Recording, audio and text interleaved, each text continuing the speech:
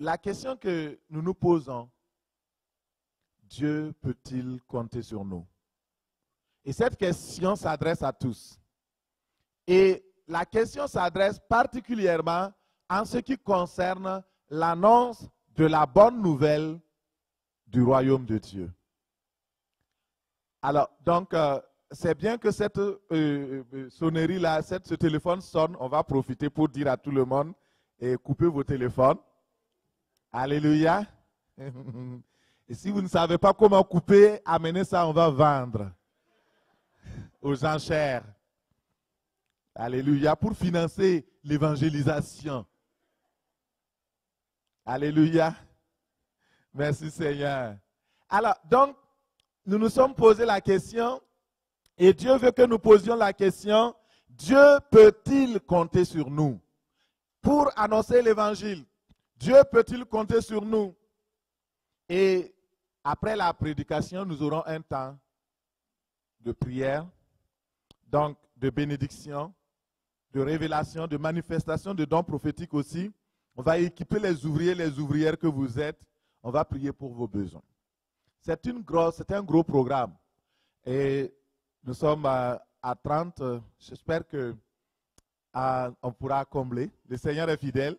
Il va nous conduire par son esprit et par sa grâce au nom de Jésus. Alors, si vous êtes prêts, moi je suis prêt. Et nous allons commencer par la grâce de Dieu. Seigneur Saint-Esprit, je me laisse entre tes mains. Je ne suis qu'un vase, un instrument. Utilise-moi. Je me laisse simplement entre tes mains. Fais de quoi? Au nom de Jésus. Amen. Alléluia. Dieu peut-il compter sur nous? Prenons la parole de Dieu dans le livre de Marc. Marc 16, verset 19. Et le titre que nous saisissons dans Marc 16, verset 19 à 20, il est écrit, le Seigneur, après leur avoir parlé, fut enlevé au ciel, et il s'assit à la droite de Dieu, et ils s'en allèrent prêcher partout. Le Seigneur travaillait avec eux et confirmait la parole par les miracles qui l'accompagnaient. Parole du Seigneur. Est-ce qu'on peut dire un bon amen? Ici est le titre que j'ai donné, et ils s'en allèrent prêcher partout. Mine de rien, quand on regarde les disciples, les apôtres qui étaient avec Jésus, nous avons vu hier, ils étaient dans la peur, ils avaient crainte. Mais en obéissance à ce que le maître leur a dit, ils sont partis. Et la Bible dit qu'ils s'en allèrent prêcher partout. Et le Seigneur travaillait avec eux et confirmait la parole qu'ils prêchaient par les miracles qui l'accompagnaient, qui accompagnaient cette parole. Le Seigneur Jésus, après avoir parlé, donné ses dernières recommandations aux disciples, il est monté au ciel. Les disciples pouvaient dire, oh maintenant, on va aller se reposer là. Le maître, pendant 3 ans et demi, il nous a traînés partout. On est même fatigué. On va prendre des vacances. On va aller dans un chalet. On va pêcher. On va faire ceci. Non, ils n'ont pas dit ça. Ils s'en allèrent partout. Alors qu'on va terminer demain ce séminaire, ce n'est pas le moment d'aller dire, je vais aller dormir. Vous devez vous en aller partout.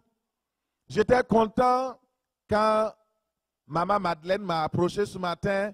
Elle dit, quand vous prêchiez hier, ça m'a donné tellement envie, je voulais sortir. Quand on quittait, si ce ne faisait pas nuit, je voulais aller partout pour prêcher. Ça a suscité le désir d'aller évangéliser. Est-ce que cela a suscité le désir dans votre cœur de parler de Jésus, d'annoncer la bonne nouvelle? Est-ce qu'il y a eu quelque chose qui s'est allumé? On peut lever la main pour que je vois si... Ok. Gloire à Dieu. Il faut que la prédication ait un effet, un impact dans la vie de ceux qui écoutent. Et les disciples pouvaient se dire, oh, le temps où le maître était là, c'était fatigant, on ne se reposait même pas, on n'avait même pas le temps de manger, et maintenant on va prendre de belles vacances. Non, ils ont dit, ils s'en allèrent prêcher partout. Ils ont répandu la bonne nouvelle. Et le Seigneur confirmait, travaillait avec eux. Frères et sœurs, en Christ Jésus, vous qui m'écoutez, partout où ce message sera rendu, Dieu a mis en nous les qualifications et les capacités pour réussir la mission à laquelle il nous appelle. Il ne va pas vous appeler pour une tâche à laquelle il n'a pas donné des provisions. S'il vous a appelé, c'est qu'il a réservé tout ce qui est nécessaire pour que vous réussissiez cette mission. Imaginez par exemple un envoyé spécial là, du Canada qui s'en va en mission et il arrive dans la zone de mission et c'est là-bas qu'il doit quémander pour manger. Vous croyez que c'est correct? Non. Ça n'honore pas le pays. Ça n'honore pas notre place. On risque de perdre notre place de 7e ou de 6e puissance mondiale. Oui ou non? Est-ce que Dieu peut-il appeler une personne et ne pas lui donner l'équipement nécessaire, ne pas lui donner les moyens nécessaires pour réussir? Non. Ce n'est pas le Dieu que je connais. Et quand Dieu a appelé les apôtres, il leur a donné la capacité pour réussir. Et cette capacité est dans Acte 1, verset 8. Il dit, mais vous recevrez une puissance, le Saint-Esprit survenant sur vous, et vous serez mes témoins. Mais écoutez, ce n'est pas fini. Il a dit, vous serez mes témoins à Jérusalem. Vous serez mes témoins dans toute la Judée. Vous serez mes témoins dans la Samarie et jusqu'au bout de la terre. Wow. Vous serez mes témoins. Jésus savait qu'il pouvait compter sur ses disciples. Il a vécu 3 ans et demi avec eux. Il connaissait tous leur caractère. Il connaissait leurs faiblesses. Il savait ce qui leur manquait aussi. Il savait quoi combler en eux pour leur rendre vraiment capables d'être efficaces dans l'œuvre de la moisson. Et le Seigneur Jésus-Christ a donné son esprit et en recevant le Saint-Esprit, ils ont reçu l'habilitation surnaturelle pour devenir des témoins authentiques. Et ça, là, sans ce que le Saint-Esprit vient nous donner comme puissance, il est impossible non seulement de plaire à Dieu, mais aussi de témoigner. C'est par son esprit et par sa grâce que Dieu peut compter sur nous. Dieu a foi en toi.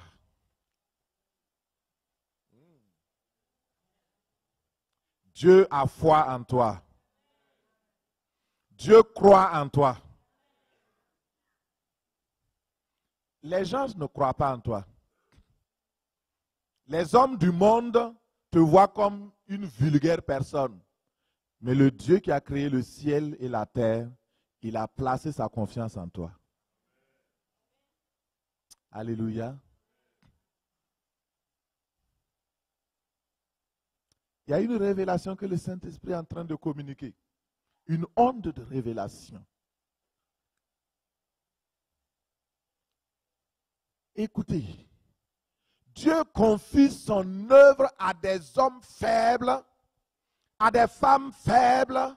Il dit, allez, faites de toutes les nations des disciples. Qui? 12 disciples. Est-ce qu'ils sont partis à l'université? Non. Ok, donc tous ceux qui croyaient que vous ne pouvez pas faire l'œuvre de Dieu parce que vous n'êtes pas allé à l'université, prenez le cas de Pierre. 3000 âmes en un seul jour. Vous pouvez le faire. Tu es capable. Dis à la personne à côté de toi, le Saint-Esprit te rend bon ou bonne, tu es capable, tu es capable. Le Saint-Esprit te rend bon, tu es capable. Tu es capable. C'est le Saint-Esprit qui qualifie. Dieu a foi en toi. Dieu a foi en moi. Dieu croit que c'est par moi qu'il va sauver du monde. Il croit que c'est par toi que le monde sera sauvé. Ce n'est pas par une autre personne. Ne pense pas à quelqu'un. C'est toi. Tu es le choix de Dieu. Dieu a mis en toi sa foi. Alléluia. Et quand je visualise ça, je dis, Seigneur, comment peut-il mettre...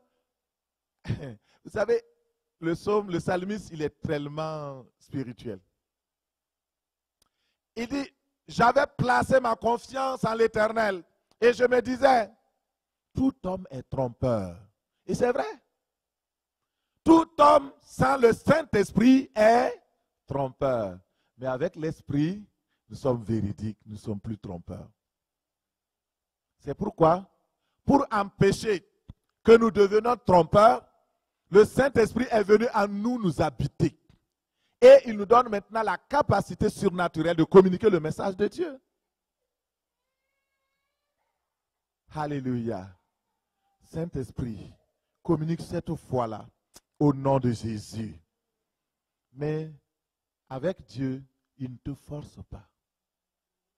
Le Saint-Esprit, c'est un gentleman. Il ne force personne. Il compte sur ta volonté et ton obéissance.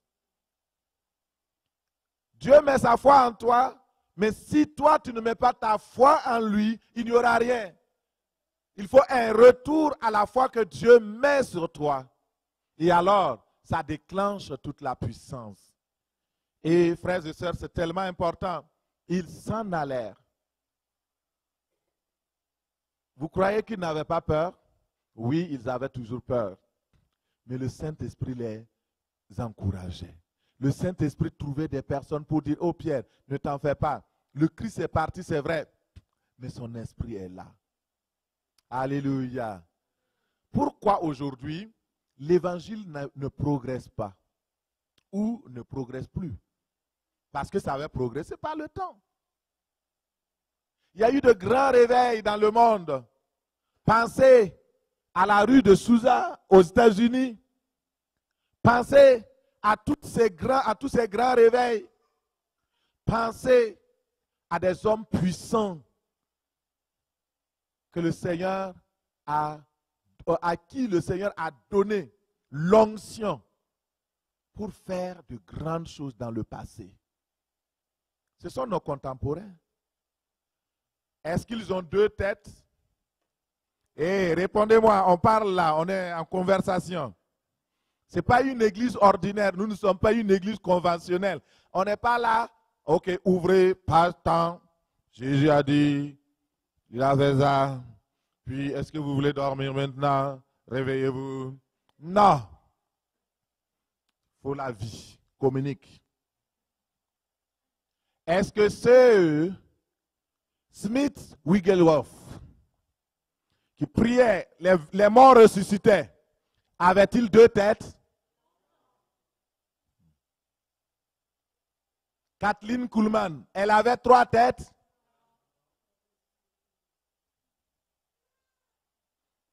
Charles Finney, avait-il 4 pieds?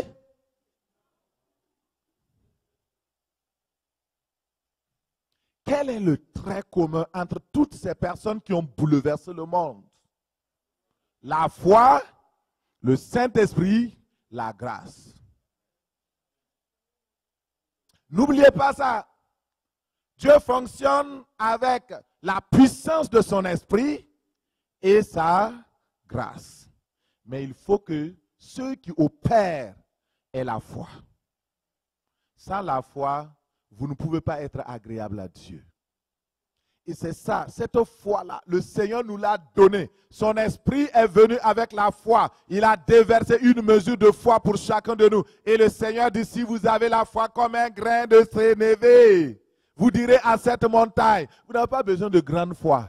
Vous avez besoin d'un grand Dieu. Oh, dis Amen. Si vous avez un grand Dieu, un grand Saint-Esprit, un esprit proche qui vous communique les choses de Dieu, alléluia, alléluia, les choses deviennent faciles. Les choses deviennent faciles. Et les choses deviendront faciles dans ta vie au nom de Jésus. Parce que le Saint-Esprit est là. Alléluia. L'évangile n'a pas progressé. Regardez dans le monde, l'athéisme, l'incrédulité, l'occultisme, les religions anti-évangiles, le New Age, toutes ces affaires-là ont rempli. Regardez partout. Ah, les gens disent, oh, je vais faire du Reiki, je vais faire du yoga, je vais faire ceci. Tout cela, ce sont les semences sataniques qui sont en train d'envahir les cœurs pour les endurcir et les empêcher de croire en Jésus. Tandis que le monde s'enfonce dans les sectes. Pourquoi les valeurs chrétiennes sont actuellement menacées? On va parler les yeux dans les yeux et on va trouver les solutions. Alléluia. Tout dans ce monde, c'est une question de pouvoir et de rapport au pouvoir. Écrivez ça si vous voulez, vous pouvez me citer. Ne vous gênez pas, c'est gratuit. Tout dans ce monde est un rapport de pouvoir. C'est une question de pouvoir. Si vous avez le pouvoir, vous avez tout. Imaginez le Québec, mettons même 60%, mettons 60% croyant en Jésus authentique, vivant par la foi, manifestant la puissance de Dieu. Ce sera qui sera au pouvoir? Les enfants de Dieu, oui ou non? Un ministre qui croit en Jésus, qui prêche la parole.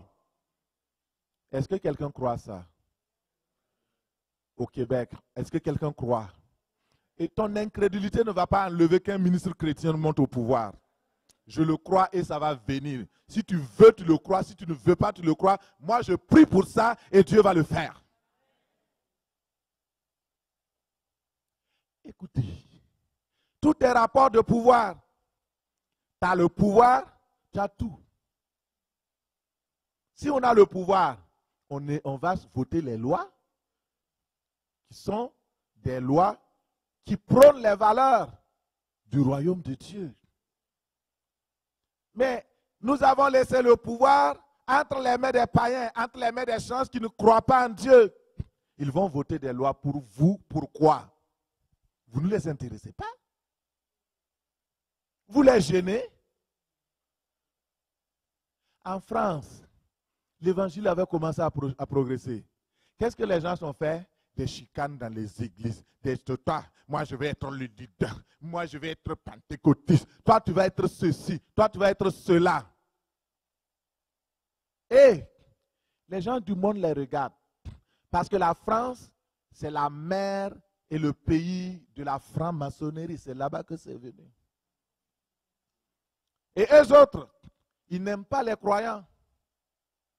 En plus, et pire encore, la Rose-Croix est venue en France. Et ça s'est installé. Ils sont devenus la capitale mondiale de la Rose-Croix. Ils ont dit, qu'est-ce qu'on fait? On va fermer les églises.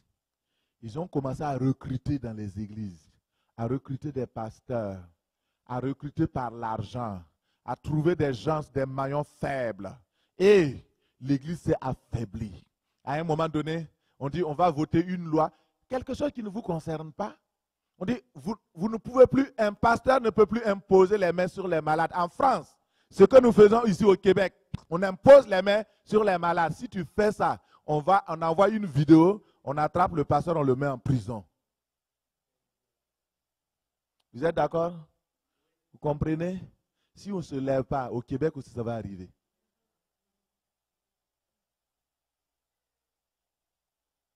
Dieu peut-il compter sur nous pour faire barrière à cet ordre satanique, pour faire barrière à ces ténèbres qui veulent engloutir l'Église? Dieu peut-il compter sur toi? Écoutez, ce qui peut faire que la population, 60% de la population du Québec soit au pouvoir, c'est quoi? C'est l'évangile. Si nous prêchons et que les gens se convertissent, 60% de la population du Québec est véritablement née de nouveau. On aura un président qui sera un enfant de Jésus et on va voter nos lois comme on veut. Mais aujourd'hui, qu'est-ce qu'on fait? Dans les églises, vous savez ce qu'on fait maintenant? On n'évangélise plus. Je ne sais pas pour vous à Trois-Rivières, à Drummondville, comment les gens font. Mais ce que les gens font, ils vont dans les marchés. Ah, on te voit, tu as l'air un peu... Est-ce que tu es chrétien? Tu dis, ah oui, oui, oui. Tu vas dans quelle église? Ah, moi je vais dans l'église d'un tel. Et d'ailleurs, c'est une malédiction de dire, je vais dans l'église de Matthieu. Ce n'est pas l'église de Matthieu. C'est l'église de Jésus-Christ. Et l'église ici a un nom. Ça s'appelle l'église biblique du conseil. Ne dites plus jamais dehors, je vais dans l'église du pasteur Baga. Dites que vous allez à l'église biblique du conseil. Ça me protège, ça vous protège aussi. Et quand maintenant vous dites ça, ils vont dire, ah, qu'est-ce que tu fais dans cette église? Ah, moi je suis assis seulement dans les bancs. Oh, viens dans notre église. On va te nommer diacre. On va te nommer ancien. Et comme les gens aussi souvent ils veulent des postes, ils vont aller et puis tu es assis, on dit bon, ok, tu es maintenant diacre. Mais diacre de quoi? C'est ça. Diacre de qui? On te casse et on te met là. Ta vision est détruite. Ton appel est brûlé. Tu ne peux plus rien faire. Les postes, les responsabilités, les gens veulent faire. Or, notre seule responsabilité est d'être témoin. Jésus a laissé une seule mission, un seul ministère, le ministère de témoin. C'est le plus grand des ministères. Il n'y a pas un autre ministère au-dessus d'être témoin de Jésus. Tu es dans une église, tu es témoin de Jésus, tu amènes des âmes à Christ, tu fais le plus grand ministère qui est au monde.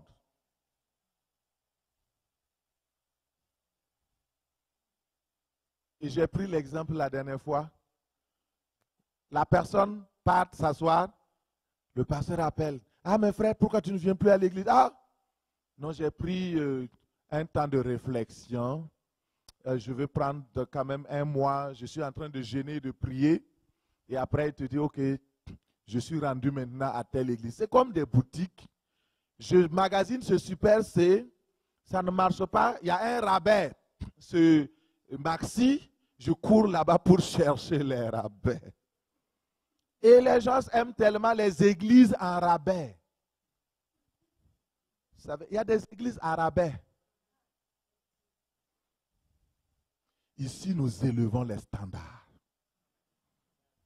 Les standards de la sanctification, les standards de l'obéissance à Dieu, les standards dans la vie du surnaturel, l'illimité, la puissance de Dieu, l'onction du Saint-Esprit. Nous élevons les standards parce que notre Dieu est élevé et ses standards sont élevés. C'est ça. Aujourd'hui, il y a des ministères arabes. Je suis allé dans une église, je suis parti une fois, une deuxième fois, une troisième fois. Le pasteur m'appelle, il dit, je vais te nommer ancien de l'église.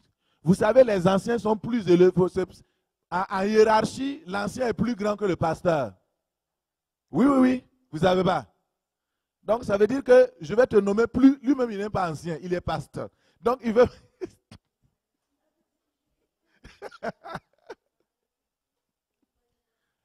Alléluia. C'est vraiment ridicule. Pourquoi ne pas prêcher et puis gagner de nouvelles âmes? Que le Seigneur nous aide au nom de Jésus. Dans le monde, pourquoi les multiples appels à l'évangélisation? Dans la Bible, c'est écrit, Jésus a dit, il a laissé une grande commission dans Marc 16, 15. Il dit d'aller, d'annoncer la bonne nouvelle à toutes les nations. Et Jésus a dit, suivez-moi, je ferai de vous des pêcheurs d'âmes. Mais qu'est-ce que nous préférons faire? On laisse les autres faire. Je parlerai des récompenses plus tard, mais il y a une grande récompense à annoncer l'évangile. Le Saint-Esprit a utilisé l'apôtre Pierre pour nous inviter dans 1 Pierre 3, 15.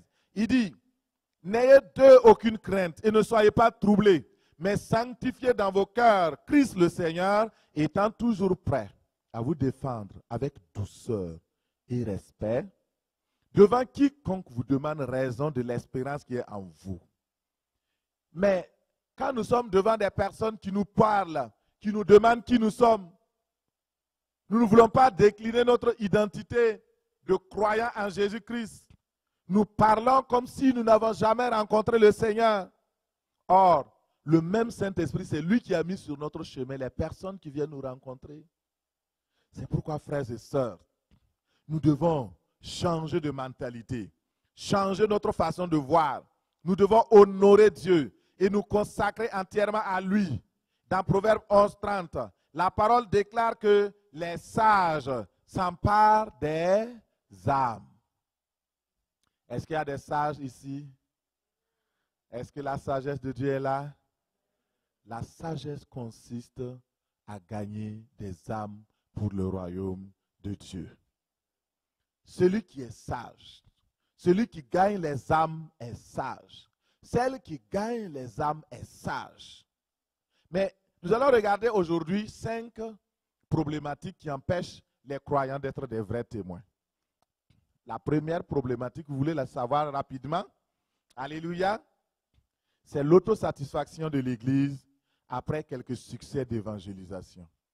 Pourquoi l'évangélisation ne progresse pas? Autosatisfaction. Deuxièmement, l'égoïsme et le manque de vision pour l'évangélisation. Si vous voulez des sujets de prière, je crois que Guy est là. Ça, c'est de bons sujets de prière pour l'Église du Québec. Le manque de sensibilité au sort des âmes perdues qui meurent sans Christ. Quatrièmement, les limitations financières et matérielles. On veut l'évangile à bas prix. Le manque de foi pour un réveil de masse. Voici les 5 éléments que nous allons décortiquer tantôt. Les obstacles qui empêchent la poussée évangélique.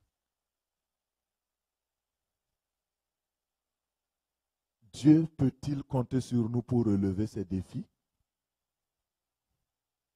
Prenons le premier, l'autosuffisance de l'Église. Je ne vais pas beaucoup en parler parce que vous en connaissez mieux peut-être que moi. Donc, je ne vais pas vous dire ce que vous savez déjà. Je vais aller à des choses peut-être que vous pouvez apprendre avec nous aujourd'hui. L'autosuffisance de l'Église, vous savez, après quelques temps, on évangélise. Vous voyez, les gens disent, ah, on vit un réveil dans notre église. Pas toutes. Oui, wow, ça va. Mais après, quand l'église est remplie, on se fait un certain nombre de croyants, alors on s'assoit maintenant et on règne. On ne pense plus à ceux qui sont dehors. C'est ça. Je vous donne une anecdote là. On voulait louer une salle d'église pour un mariage. On appelle le pasteur. Le pasteur, il dit quelque chose de révélateur. On lui pose la question, dans votre, on peut avoir combien de places assises pour le mariage? Il dit, ah, ben écoute, nous avons 150 personnes et qui viennent à l'église, 150 croyants, on a 150 sièges. Écoutez très bien. Nous avons 150 croyants, nous avons 150 places. Ça veut dire quoi? Si un étranger, si vous invitez même une personne extérieure qui vient, il n'aura même pas de place. Et l'Esprit me dit, c'est une église morte. Ils ont fermé la porte à l'évangélisation. De nouvelles personnes ne peuvent plus se convertir. Et ça, c'était révélateur. Et quand nous avons, donc par la grâce de Dieu, on a acheté ce lieu et j'ai dit, on va mettre plus de place qu'il en faut. On ne va pas mettre, oui, on a peut-être, je ne sais pas combien, on va mettre ce chiffre-là de place, de chaises. Non. Nous mettons les autres chaises pour ceux qui vont venir. Et quand ça va grandir, on va augmenter encore le nombre de chaises. Parce que nous croyons qu'il y a des âmes qui vont rentrer. La moisson est grande. L'autosatisfaction de l'Église. Et ça s'est fait aussi dans l'Église primitive. Nous pouvons voir des exemples dans la Bible. Dans Acte 2, 44, il est écrit, tous ceux qui croyaient étaient dans un même lieu et ils avaient tous en commun. Ils vendaient leurs propriétés, leurs biens, partageaient le produit entre tous cela et chacun recevait selon ses besoins. Après la Pentecôte, les disciples étaient tellement contents, ils avaient reçu l'Esprit, tout était beau, tout était nickel.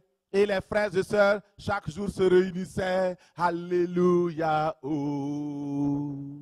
Alléluia, oh. Alléluia, oh. Jésus m'a sauvé. Danse ma sœur, danse, danse, danse. Alléluia, oh. Mon frère, alléluia, alléluia. Alléluia, oh. Ils étaient là.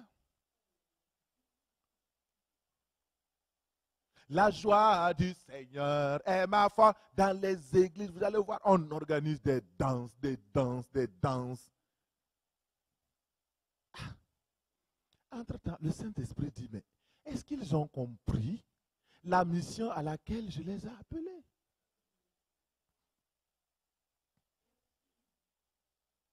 Ils étaient tous ensemble, c'est bien. Qu'il est beau pour des frères de demeurer ensemble, car c'est là que Yahvé descend, sa bénédiction en abondance. Dieu dit c'est bon, c'est bon. Mais il y a des âmes qui sont dehors, qui sont en train de mourir.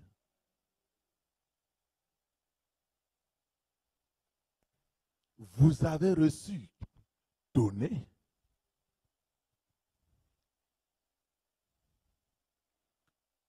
Ils ont oublié ce que le Seigneur a dit.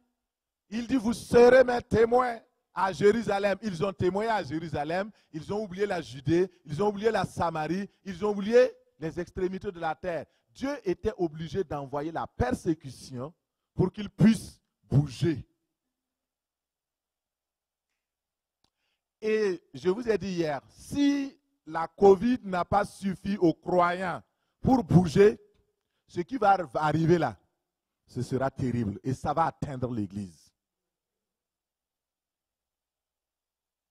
Peuple de Dieu, levons-nous. L'heure n'est plus à l'amusement.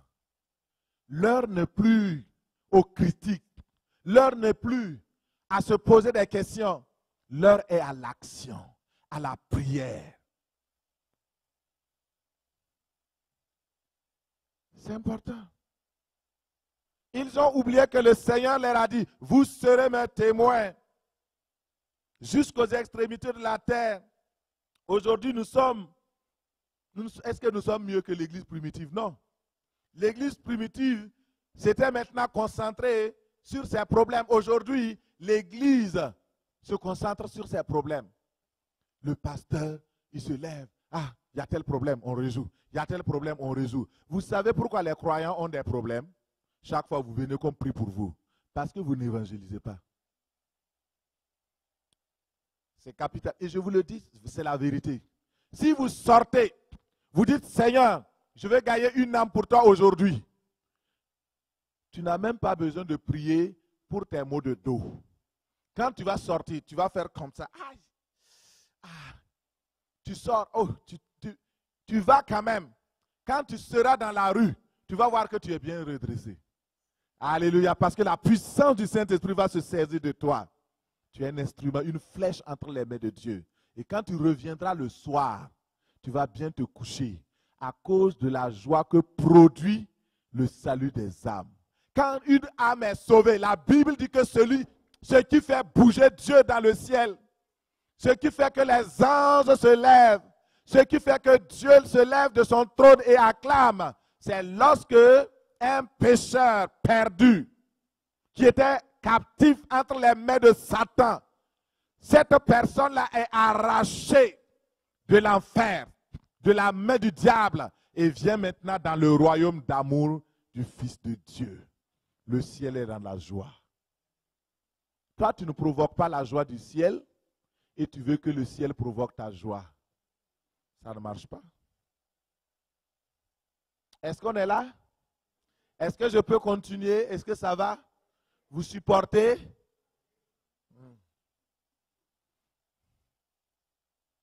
L'autosuffisance de l'Église. L'orgueil. On est là, on se bâtit des tours, comme la tour de Babel. On ne veut pas se disperser. On ne veut pas faire l'œuvre de Dieu. C'est les mêmes tours aujourd'hui. Église Babel, Babel d'église. Il ne faut pas vous construire des tours. Il faut sortir. Dieu a été obligé de confondre les langues des gens. Alors, frères et sœurs, l'égoïsme et le manque de vision. Ça, c'est la deuxième chose. L'égoïsme et le manque de vision pour l'évangélisation. Vous voyez, l'autosatisfaction, c'est une chose. L'égoïsme et le manque de vision, c'en est une autre. Dans Apocalypse 3, 14, il est écrit à l'ange de l'église de Laodicée, voici ce que dit l'Amen, le témoin fidèle et véritable, le commencement de la création de Dieu. Parce que tu dis, je suis riche, je me suis enrichi, je n'ai plus besoin de rien, et parce que tu ne sais pas que tu es malheureux, misérable, pauvre, aveugle et nu, je te conseille d'acheter de moi de l'or éprouvé par le feu, afin que tu deviennes riche, et des vêtements blancs, afin que tu sois vêtu, et que ta honte, la honte de ta nudité ne paraisse pas, et un collier pour oindre tes yeux, afin que tu vois. Ici, l'église de Laodicée avait perdu la vision. La vocation première de l'église de Laodicée, c'était d'annoncer la bonne nouvelle. Mais au fur et à mesure que l'église s'est enrichie, ils ont eu de belles constructions, ils ont fait de belles rénovations, ils ont fait tout, ils ont eu l'argent, ils se sont amassés tout. Alors, ils ont oublié le témoin fidèle et véritable qui les a appelés à témoigner partout. Vous comprenez? Et c'est pourquoi quand le Christ s'est présenté à l'église, il a dit, je suis le témoin fidèle. Mais toi, tu es un témoin infidèle. Pourquoi tu es un témoin infidèle? Pourquoi? L'église de Laodicée était devenue tiède par rapport à l'évangélisation. Et Dieu dit que ceux qui sont tièdes, il les vomira de sa bouche. Partager l'évangile, vous savez, c'est un acte d'amour. Et c'est un acte d'amour à double sens. C'est manifester l'amour envers Dieu, montrer à Dieu, je t'aime.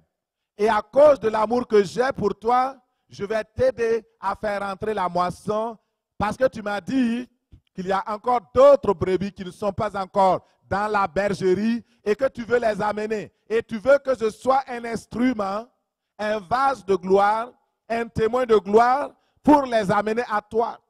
Je manifeste l'amour envers Dieu. Mais témoigner, parler de Jésus-Christ autour de nous, amener les gens à croire au Seigneur Jésus, c'est un acte d'amour envers notre prochain. Parce que quand vous dites à la personne la vérité, Jésus sauve, il t'aime. Il veut t'amener au ciel. Dieu a tant aimé le monde qu'il a donné son Fils, son unique, afin que quiconque croit en lui ne soit pas perdu, mais qu'il ait la vie éternelle. Crois-tu au Seigneur Jésus? Il y a un jugement qui vient sur le monde. Il y a un châtiment qui vient sur le monde. Et tous ceux qui échapperont à ce jugement, c'est seulement ceux qui ont fait confiance au Seigneur Jésus. Si tu parles ainsi, si la personne dit oui, alors tu as gagné ton frère. Si la personne dit non, ce n'est pas un problème, rends grâce à Dieu. Permets que le Seigneur continue d'ouvrir son cœur. Il a dit, voici les miracles qui accompagneront ceux qui auront cru. Mais il a dit, prêchez la parole partout dans le monde. Ceux qui croiront et qui seront baptisés seront sauvés. Mais ceux qui ne croiront pas, seront condamnés. Notre rôle, c'est de prêcher avec puissance, avec amour, avec compassion et donner l'évangile aux hommes et aux femmes, leur dire qui est Jésus. Le rôle du Saint-Esprit, c'est de convaincre de péché, de justice et de jugement. C'est lui qui le fait. Frères et sœurs, alors, aujourd'hui, est-ce que nous avons la vision pour gagner les âmes? Le manque de vision et de perspective, de gagner et de toucher les non-croyants. Beaucoup de personnes ont une vision localisée. Quand je regarde la misère des gens qui immigrent au Québec ici, au Canada, et qui transportent leurs clichés tribal ici. Ah, nous sommes une église congolaise. Kirundi, tel machin. Église haïtienne. Est-ce que dans le ciel, il y aura des églises haïtiennes? Parce que ça va. Il y aura l'église de Jésus-Christ. Ah. Nous sommes église machin. Heureusement, dans le ciel, il n'y aura pas de dénomination.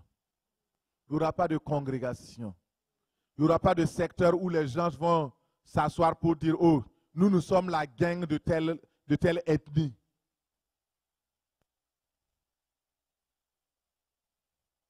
Il y aura une seule église, celle qui a été lavée par le sang de Jésus. Alléluia. Frères et sœurs, il faut qu'on dise la vérité. Le manque de vision. Les gens ont une vision localisée. Et ils croient que sans eux, tout est foutu. Il y a des congrégations qui disent, oh, en dehors de nous, point de salut. Par exemple, l'église catholique dit, en dehors de l'église catholique, point de salut. Waouh! Si on doit être sauvé par l'église pédophile, vraiment, hein?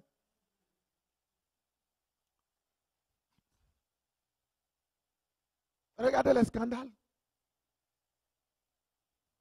Ça fait mal au cœur.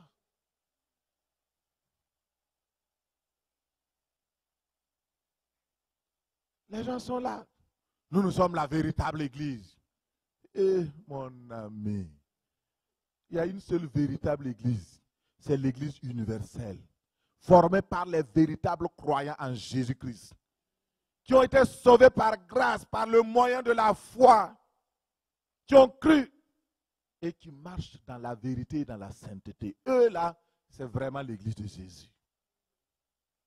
Et l'église du Christ, la véritable, n'est pas physique, elle est spirituelle. C'est pourquoi tout ça, c'est l'orgueil, c'est le manque de vision.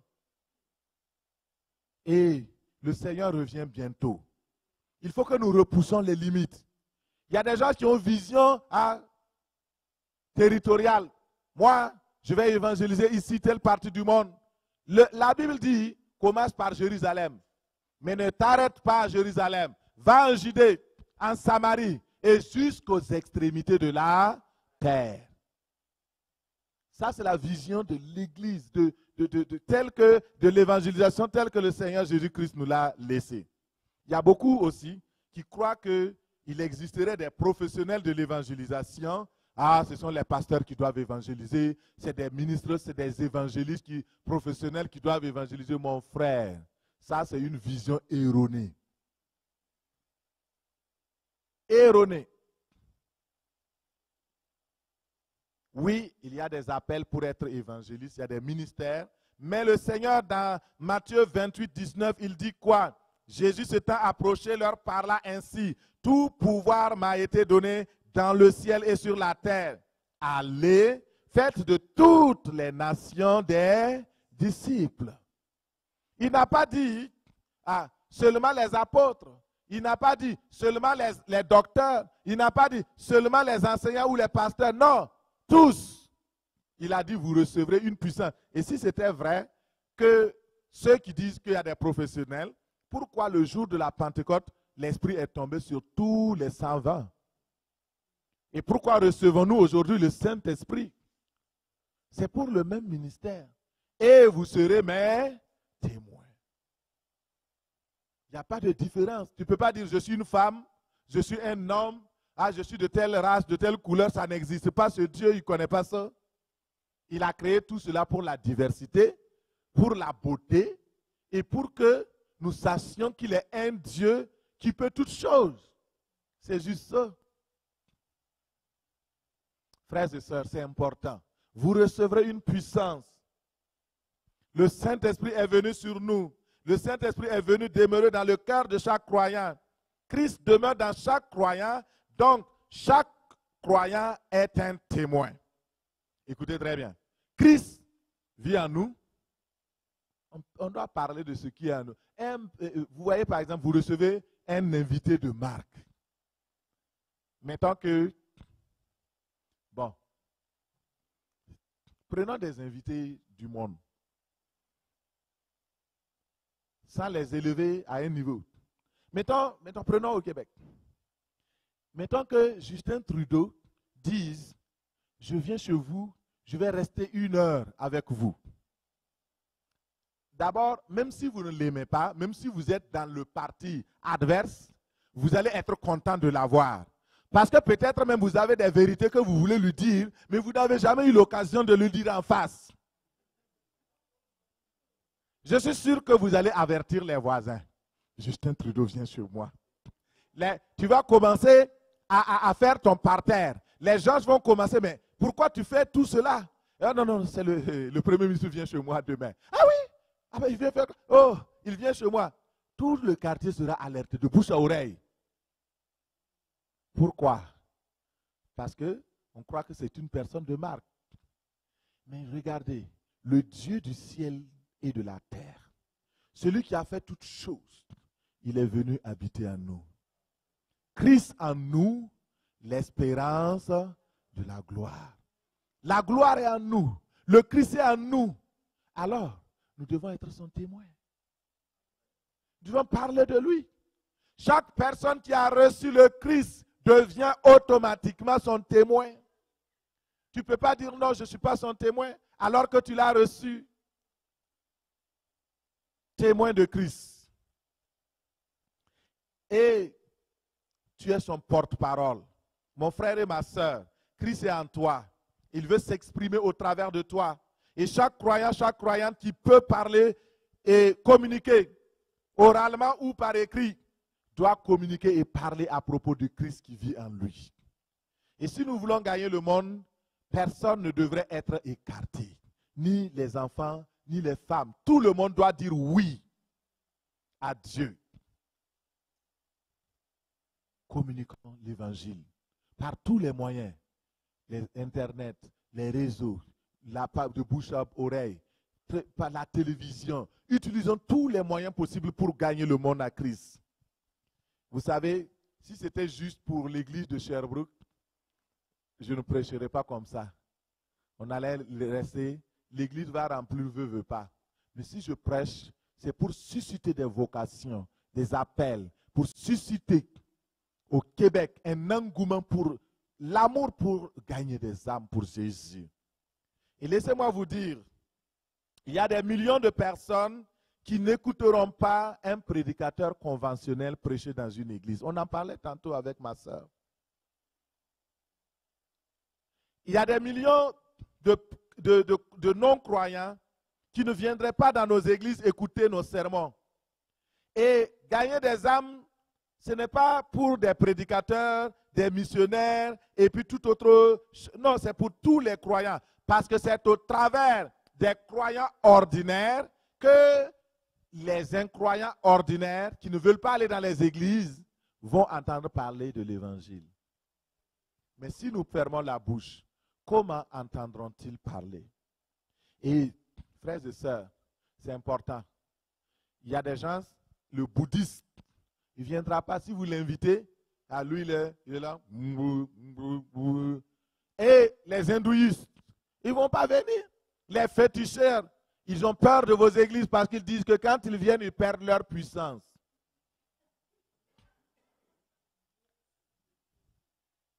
Mais si vous les invitez dans un endroit neutre, dans une place où, avant qu'ils ne viennent, vous venez d'abord 1 heure, 2 jours avant et vous mettez la présence de Dieu. Vous prenez autorité. Vous scellez l'atmosphère spirituelle. Vous amenez la présence glorieuse de Dieu. Quand ils vont arriver, vous dites, c'est bon ici, hein? Ah oui, ils vont s'asseoir. Et le Saint-Esprit va commencer à parler, à ouvrir la porte. Ici, on dit, l'évangélisation n'est pas possible. Ce n'est pas vrai. Il n'y a aucune loi qui interdit d'évangéliser. Quand je suis venu nouvellement en 2006, on m'a fait peur à cause de ça. Hein? Si tu parles, on peut te mettre en prison. Hein? Si tu parles de Jésus, dehors, faut faire attention. Nous autres ici, on ne parle pas de religion, on ne parle pas de politique. Et c'est quoi encore? L'argent. On ne parle pas d'argent. Je vais vous dire la vérité. Par rapport à l'Ontario, par rapport à l'Alberta, pourquoi les Québécois sont pauvres? Je vous dis la vérité, on parle les yeux dans les yeux. Là. Pourquoi? C'est une des provinces les plus pauvres. Parce qu'on ne parle pas d'argent. L'argent doit être une chose publique. Même dans les églises, on devrait pouvoir en parler librement. Jésus parlait de l'argent. Vous croyez, 3 ans et demi, il vivait de quoi? Il ne cultivait pas, hein? Il n'avait pas une ferme. C'était des gens qui finançaient. La Bible même dit, il a ouvert une porte, il dit qu'il y a des femmes qui prenaient soin de lui. Il y a des gens, et il avait même un trésorier qui était un voleur professionnel.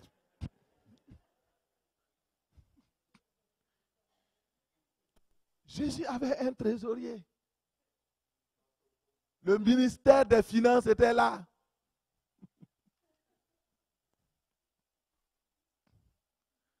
Alléluia.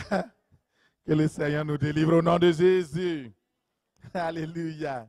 Et je vais parler d'une chose maintenant dont je vais vraiment requérir votre attention. Ceux qui dormaient ne dorment plus. Donnez un bon coup à votre voisin. Avec amour. Alléluia. Vous savez, Dieu a de l'humour. J'aime le Seigneur. Et ce sujet-là me tient à cœur parce que c'est le nœud, finalement, de tout ce que nous ferons cette semaine. Tout ce qui sera fait sera bâti sur ça. Le manque de sensibilité au sort des âmes perdues. Vous voyez, c'est une chose dramatique. Les gens ne sont plus sensibles au sort des âmes perdues. Vous allez voir certaines personnes dans leur prédication, même des pasteurs, et dans les églises. Ah, laissez-les, ils iront en enfer. Et ils brûleront dans les flammes éternelles. Est-ce que c'est vous qui les avez créés? Est-ce que nous savons le prix d'une âme?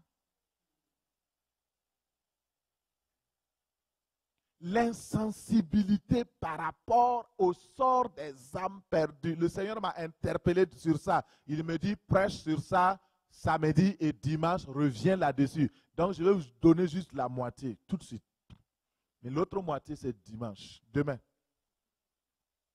Écoutez très bien. Docteur Savard va venir avec ça, peut-être aussi donc, dans son intervention demain, et on va prier pour que les gens deviennent sensibles au sort des âmes perdues. C'est tellement important. Mon frère, ma soeur, manque de sensibilité. Le manque de sensibilité amène les gens à ne pas prier pour le salut des âmes perdues. Vous allez voir dans les programmes d'église, les gens vont prier, prier, prier. Chacun vient avec son sujet. Priez pour moi, j'ai mal à la tête. Priez pour moi, priez pour ma tante, priez pour ce. Mais on n'entend jamais prier pour que ma soeur soit sauvée. Et il y a des gens qui viennent avec des sujets. Une personne qui ne croit pas au Seigneur, pour vous, la priorité c'est qu'il soit guéri. Mais pour Dieu, la priorité c'est qu'il soit sauvé. Parce que quand il est sauvé, il a le salut et la guérison. Mettons les priorités là où les priorités doivent être. La sensibilité, le manque de sensibilité, de compassion. Regardons le cas de Jésus. Quand il sortit de la barque, Jésus vit une grande foule et fut ému de compassion pour eux parce qu'ils étaient comme des brebis qui n'ont point de berger. Il se mit à leur enseigner beaucoup de choses. Le Seigneur Jésus, ce qui le caractérisait dans son ministère d'évangélisation, c'est la compassion des âmes. Vous savez, il y a la compassion, c'est le fait d'avoir pitié, mais on ne s'arrête pas à la pitié. Il y a des gens, quand ils vous voient dans votre situation, ils vont dire bof. Ah. Mais ils ne vous viennent pas en aide. Mais la compassion, c'est de dire oui. Oh, tu vis ça? Et en ce moment, le Saint-Esprit dit, il te donne la solution. Je peux t'aider. Tu dis, comment tu vas m'aider? Je connais quelqu'un qui peut t'aider. Ah oui? Oh, lui, il n'a jamais échoué. Vous voyez, vous semez déjà la parole de foi dans son cœur.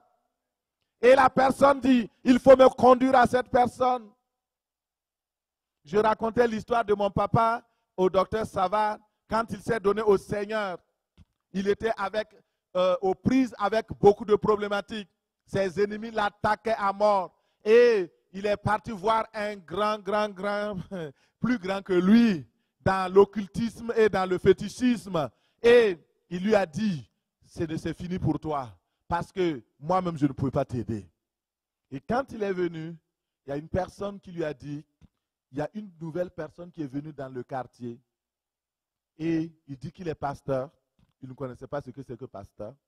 Et il dit, il peut aussi t'aider si tu veux. Il a conduit sur le pasteur. Le pasteur dit, ah non, ce n'est pas moi, je ne peux pas t'aider. Mais je connais une personne, il s'appelle Jésus. Et lui, il pourra t'aider.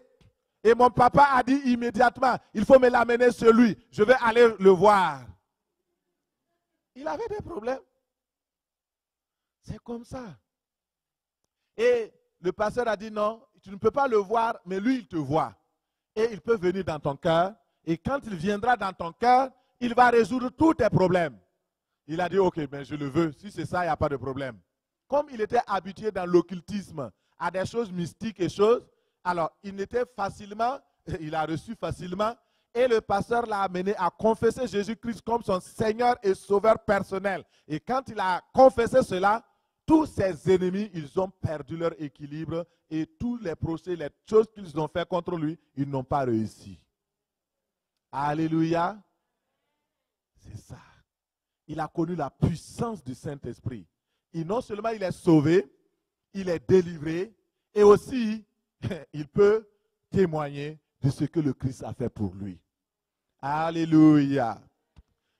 La compassion. C'est la sensibilité ou la capacité à partager les souffrances et le sort des âmes perdues. La capacité de se mettre à la place des incroyants et à anticiper la souffrance atroce qu'ils feront face lorsqu'ils mourront sans Christ. Je reprends la définition. La compassion des âmes, c'est une sensibilité surnaturelle ou une capacité de Dieu que donne le Saint-Esprit qui vous donne de partager la souffrance et le sort des âmes perdues. La capacité de vous mettre à la place des incroyants et d'anticiper la souffrance atroce qu'ils vont vivre dans l'éternité s'ils meurent sans recevoir Jésus-Christ comme leur Seigneur et Sauveur. Beaucoup de personnes meurent sans Christ, sans avoir reçu le Christ dans leur vie. Ils courent la peine de l'éternité en enfer. Et ça, il faudrait anticiper. Dans Apocalypse 20, verset 15, il est écrit « Toutes celles et ceux dont les noms ne furent pas trouvés inscrits dans le livre de vie furent jetés dans l'étang de feu. » Autrement dit, ceux qui sont lâches, les infidèles, les inconstants, les dépravés, les assassins, les non-sœurs, les adultères, les idolâtres, les adeptes aux pratiques occultes. Bref, tous ceux qui se sont écartés de la vérité, leur part sera dans l'étang ardent de feu qui est la seconde mort. Beaucoup de personnes, même dans l'église, ne croient même plus à ces choses-là. Et Apocalypse n'est plus prêché. On choisit habilement les versets. Et les pasteurs sont devenus des psychologues. Le but, ce n'est plus de dire la vérité aux gens pour qu'ils soient sauvés, mais de garder une communauté et pouvoir avoir les dîmes et les offrandes. C'est de l'escroquerie spirituelle, c'est du mercenariat.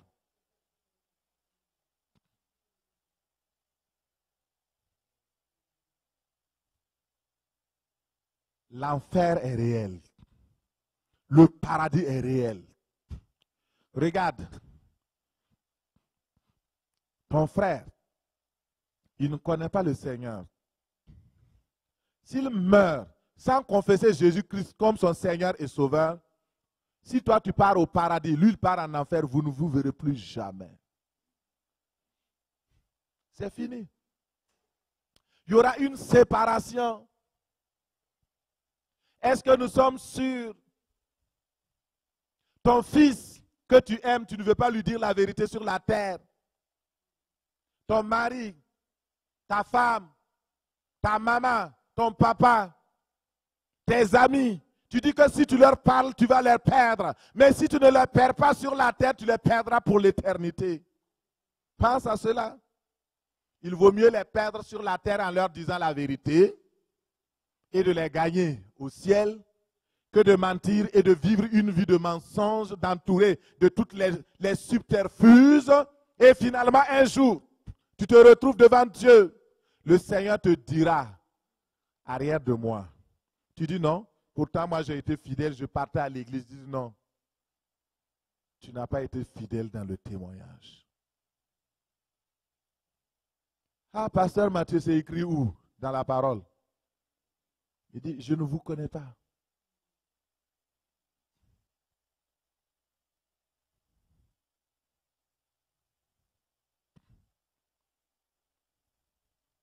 Dieu peut-il compter sur nous?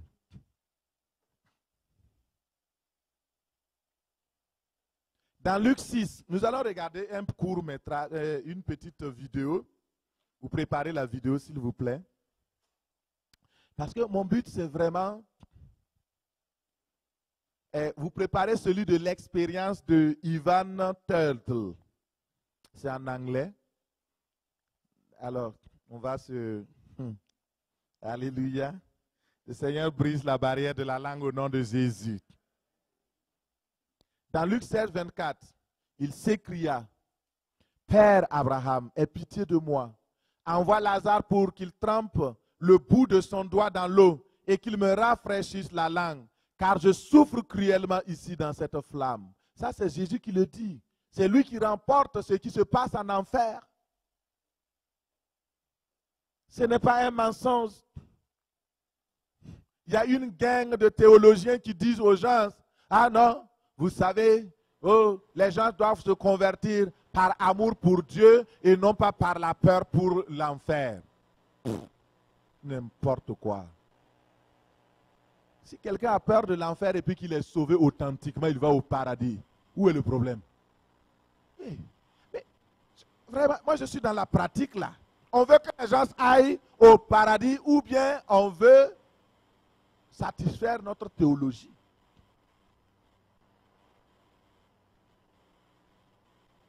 une personne peut commencer par avoir peur à l'enfer et à cause de cette peur, il s'approche de Dieu et Dieu continue de bâtir dans sa vie et développe l'amour pour le Père.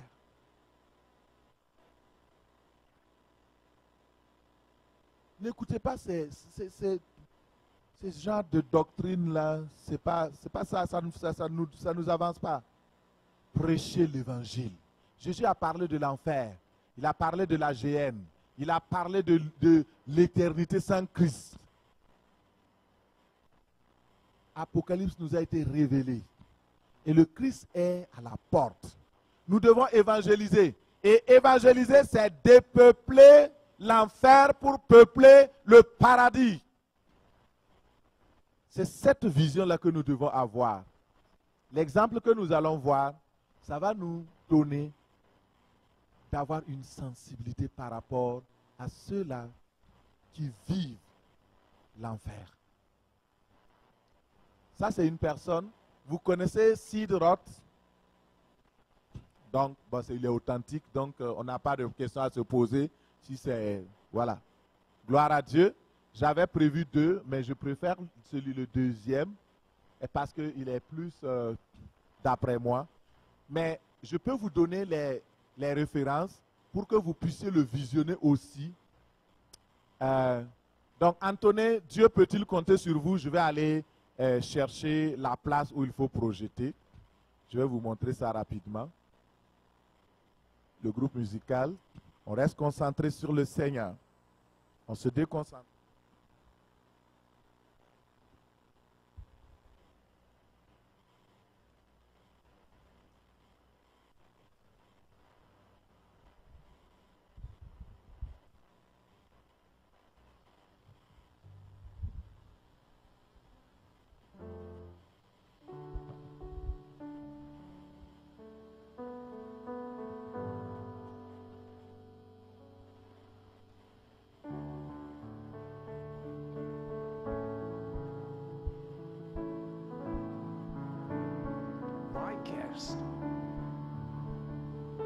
Dieu peut-il compter sur nous?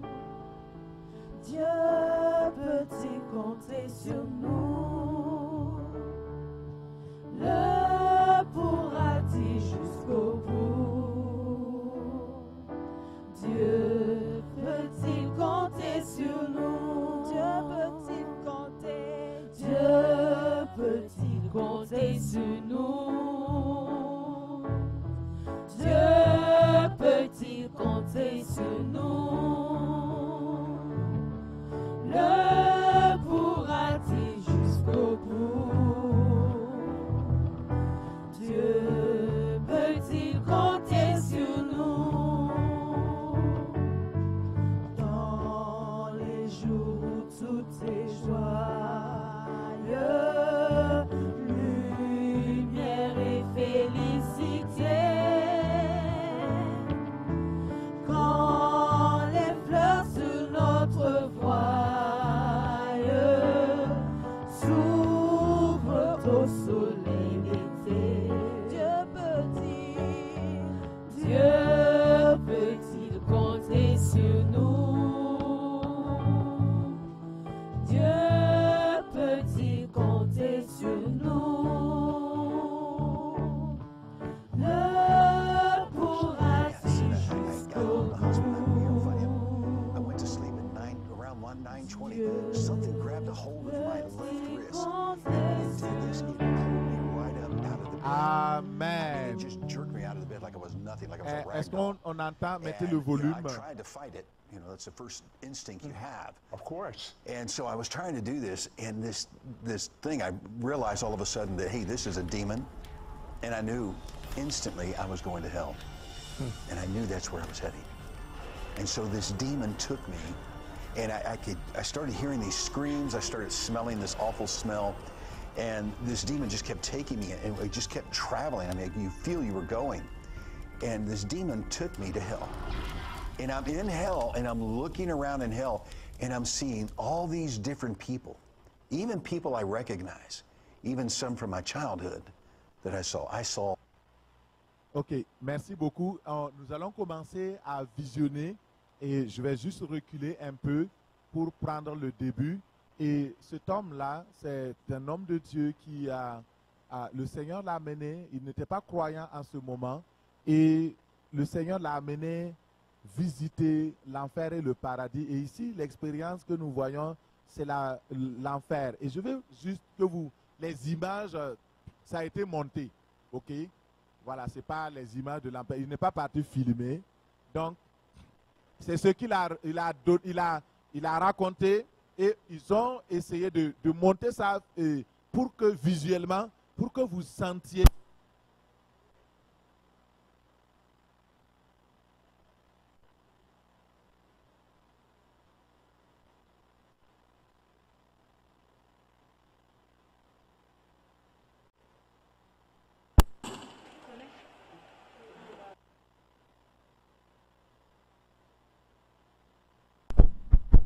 Amen. Amen. Amen. Oh, ça c'était. C'est bon. Alléluia. Ok. Amen. Amen. Amen. Non, c'est pas Alléluia. Alléluia. Amen. Gloire à Dieu. Donc je disais que lui, il a eu cette expérience-là et il a voulu partager pour que nous soyons sensibles. Ben, c'est un peu long. On peut vous donner l'adresse et puis vous regardez de toute façon. Vous allez regarder le tout à la maison. Mais je vais juste prendre des petites bouts pour que vous voyez comment les âmes souffrent en enfer. Et nous sommes là, Dieu nous a placés pour les ramener sur le chemin du paradis. Et l'éternité sans Dieu, c'est vraiment atroce et horrible. Nous allons regarder maintenant. Alléluia. Et merci Seigneur pour la technologie. On va revenir en arrière un peu plus en arrière. Parce que là où j'ai besoin, c'est juste une dizaine de minutes là, c'est pas plus. Parce qu'après, on va prier tantôt. Et nous suivons maintenant. Age, but what we didn't know is as a child, I had ADHD, so I was constantly on the move. I had a father that had a very angry streak to him, an angry side to him.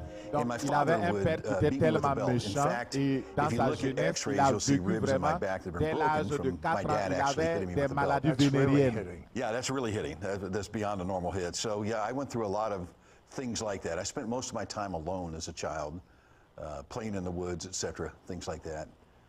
At 26, À l'âge de 26 you ans, had a blood clot that resulted in his death. And donc as a il a matter of été fact, atteint this par was a une while maladie ago. de This sang was qui l'a in amené à la mort en 1978. 1978. I'm going to take you back to the time you had just gotten out of the hospital. It's 9:20 p.m. Et à 9h20, ils l'ont amené à l'hôpital. What was that? Et Yeah, Sid, finalement, il s'est got home réveillé from the en hospital, enfer. you know, finally, I went to sleep at around 9:20.